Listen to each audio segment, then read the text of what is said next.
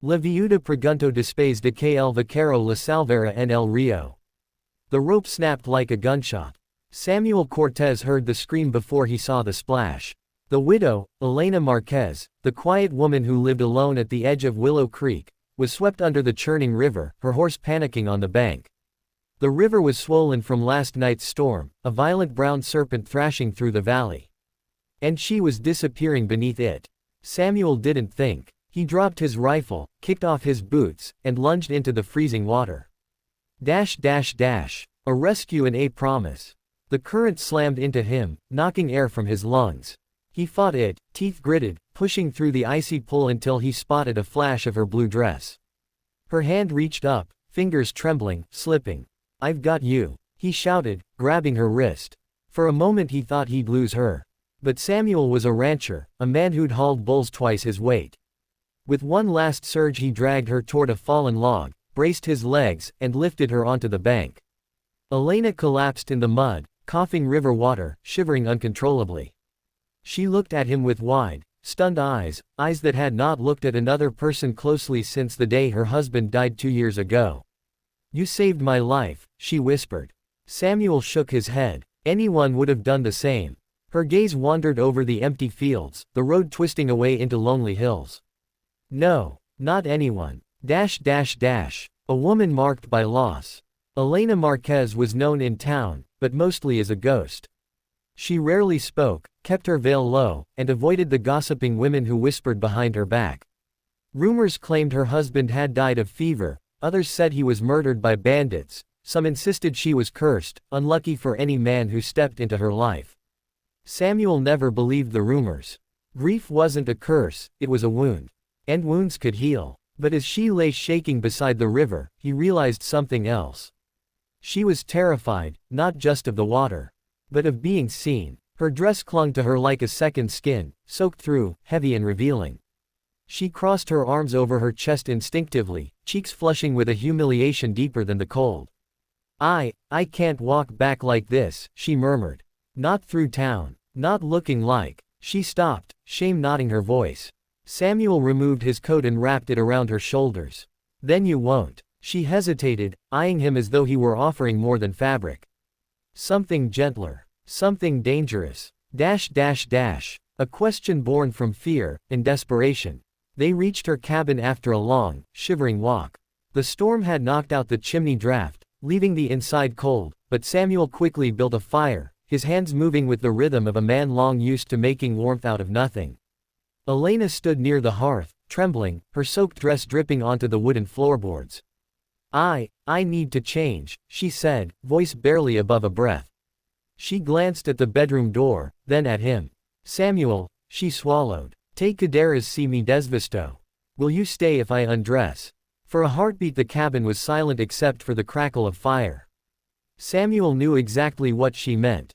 And what she didn't mean. She wasn't offering herself. She wasn't inviting sin or desire.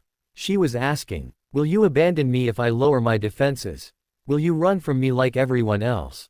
Will you still be here if I let myself be vulnerable?" He met her eyes gently.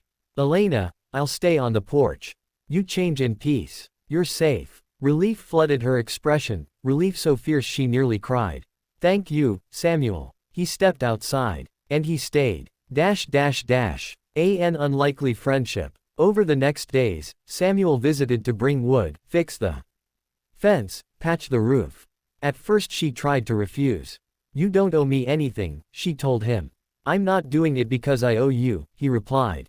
"I'm doing it because someone should have been doing these things long before now." A soft, cautious friendship formed between them, like seedlings pushing through dry soil. They talked while he worked. She told him about music she used to play, books she used to read, apples she used to bake for her husband. He told her about the ranch he wanted to rebuild, the horse he hoped to tame, the life he'd almost given up on. Bit by bit, she shed the shadows clinging to her. But every good story in the West has a storm waiting on the horizon. The return of the past. One evening, a rider approached her cabin. A broad-shouldered man with a cruel smirk, Malcolm Wade, a loan shark who had once terrorized her husband. "I hear you've got someone visiting," Wade said coldly.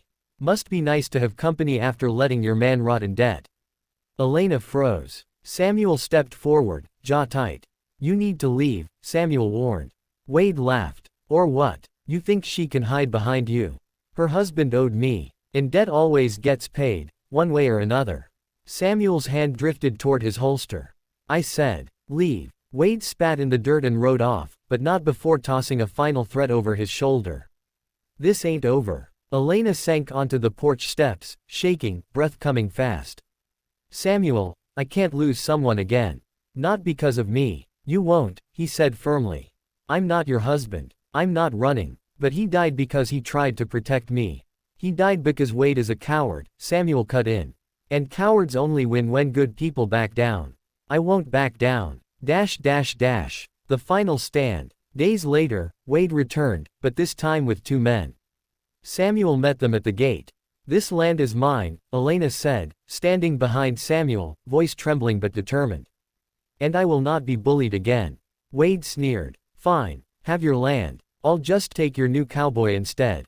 What happened next unfolded like lightning. Wade drew first. Samuel moved faster. A single crack shattered the stillness.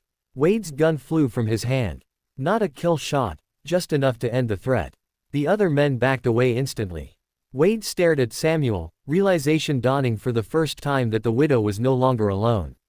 You'll regret this, Wade hissed. No, Samuel said. She'll finally live. The men disappeared down the road, swallowed by dust. Elena's knees buckled. Samuel caught her before she fell.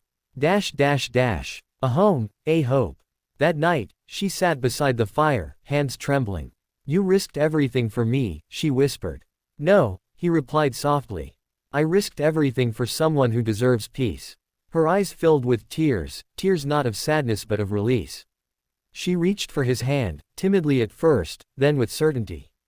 Samuel, I've been afraid to live again. Afraid to ask anyone to stay. Afraid even to undress in my own home, thinking someone would punish me for it. He squeezed her hand gently. You never needed to be afraid with me. Elena's lips trembled into a small, brave smile. Will you stay? Not because I'm broken, but because I'm trying to heal. Samuel looked at her, the firelight dancing in his eyes. I'll stay, he said. As long as you'll have me. The message. Life doesn't always give us second chances. But when it does, it rarely knocks on the door gently. Sometimes it crashes through a river current, gasping for air, waiting to be pulled back to shore. Elena learned that healing begins not when sorrow ends, but when trust begins. And Samuel learned that sometimes the strongest hearts are the ones that have been shattered before. Together, they built something new, not out of passion or desperation, but out of faith, courage, and the simple, unspoken promise. I will stay.